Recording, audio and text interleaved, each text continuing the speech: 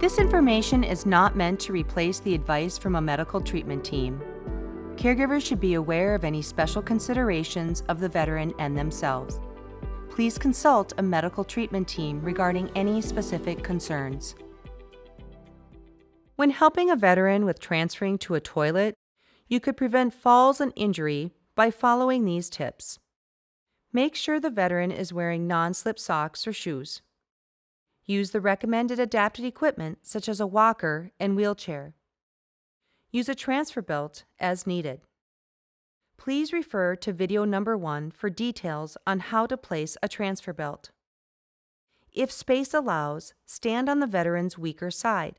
Have the veteran do as much as possible during the transfer. Help the veteran turn the walker and face away from the toilet seat. Have the veteran step back until both of their legs are touching the toilet. At this time, you can help with clothing. Have the veteran reach back for the toilet safety frame and then have them lower onto the toilet. When transferring from the toilet to the walker, start with the walker in front of the veteran.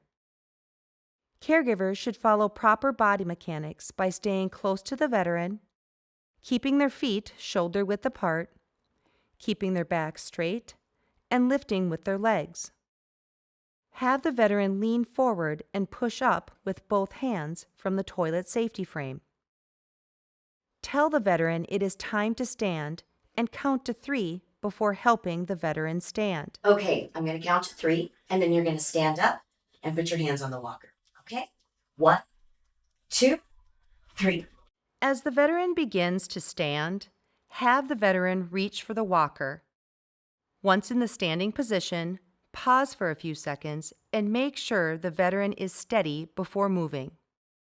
At this time, you can help with pulling up clothing. Do you need more information on available VA resources and training regarding transfers? VA can provide veterans with necessary adapted equipment, such as a toilet safety frame and a raised toilet seat.